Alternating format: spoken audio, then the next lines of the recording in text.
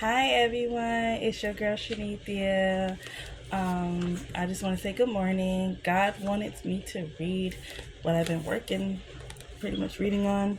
Somebody told me about this a while ago, and I'm reading this and I want to share with you guys what I've been reading. So I'm reading the first chapter of it, and it's saying about, let me get to the page.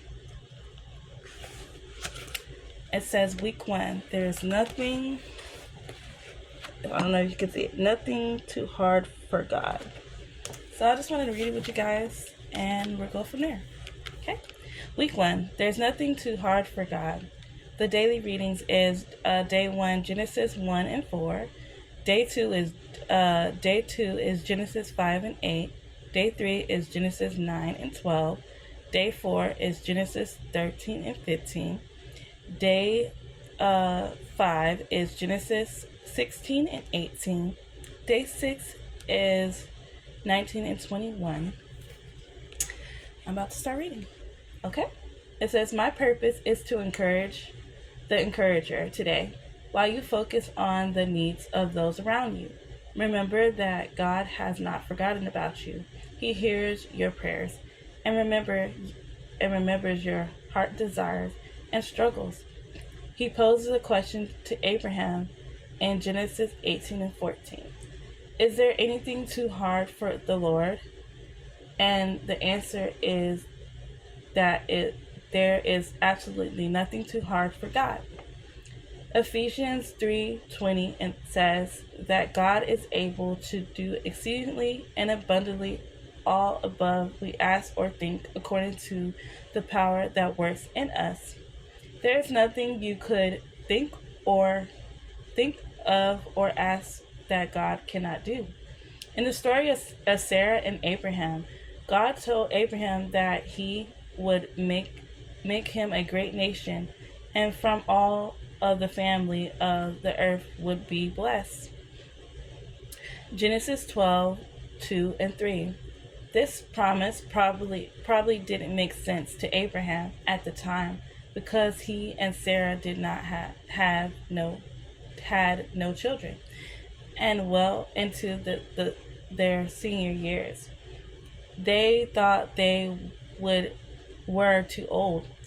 In chapter 16, Sarah still hadn't had a child yet, so she took matters into her own hands and decided that Abraham should sleep with their maid, Hariah.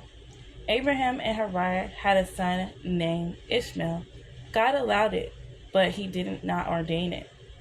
You must be mindful that when it comes to the promise of God, you shouldn't take matters into your own hands. In chapter 18, God made Abraham and Sarah a specific promise, one that didn't make sense. The odds were against them because of the age. Abraham was 100 and Sarah was 90 years old. By this time, it had been 13 years since God made his original promise in chapter 12. Chapter 12, they had not seen no sign of their early promise.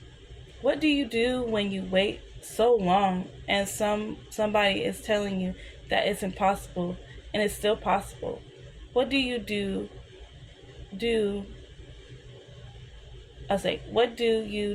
when the promise doesn't make sense? You got to decide in your heart not to give in to doubt. I know that's easier than said and done. I had to learn the hard way. The doubting hinders the process, and the promise paralyzes you and keeps you straddled. It makes you want to take control rather than trusting God with your life. However, when you replace doubt with faith, you give God something to work with.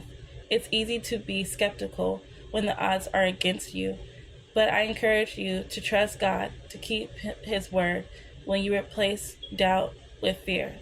Trust that God will do his part and release the blessings. You have to believe that there is absolutely nothing too hard for God to do. Okay, I'm going to do the questions. So you can ponder on it, or break it down however you want to do. When you are faced with the impossible, how did you manage it? After this lesson, how will you handle the impossible going? So I'm gonna read the questions again, and it's saying, when you were faced with the impossible, how did you handle it? After this lesson, how will you handle those impossible going forward? Number 2, what has this lesson taught you about faith? Lesson 3. Number 3, what area have you discovered where you are strong in faith, and what areas have you discovered where you have faith needs to be strengthened? I'll read it again. What area have you discovered when you are strong in faith? What areas have you discovered where your faith needs to be strengthened? 4. After this lesson, what are some impossibles that you will commit to prayer? And then they have the action week, which I like. Action of the week. Decide in your heart to think and speak positive, placing negative words with positive ones. Number 2, making a commitment to yourself to intentionally responding to your doubts with declaring of faith. Number 3, at the end of this week, note how speaking positively into your life has begun to have a good impact on your outlook and ability to trust God. All right, so I just wanted to share that with you guys. It's called, if you can see, the Bible and 52 weeks. So someone lovely told me about this. She's so lovely, and it helped me to start studying more. I just wanted to share it with you guys and just to help you out. If you don't know where to start, this is a good book to start. And it's by Dr. Kimberly D. Moore. So that's somewhere you can start. You can start anywhere. And it's also giving you, which I like about it, it's also giving you like the daily, the Bible, in Genesis. And see, it's like Genesis and stuff like that. So that's a good start if you need to. But that's all. I just wanted to share with you guys. It's probably going to be like a 2-part when I upload it. And I just want you guys to have a blessed, beautiful day. I'm here. God loves you. I love you. And I just wanted to share with you guys. I hope y'all literally have a beautiful, blessed day. That's all I can say. And keep going. Trust God in the midst of everything. And just, look back on this video if you need a little encouragement and, a little bit of reference to read, where to go and everything. All right, this is your girl, Shanithia, and y'all have a wonderful day.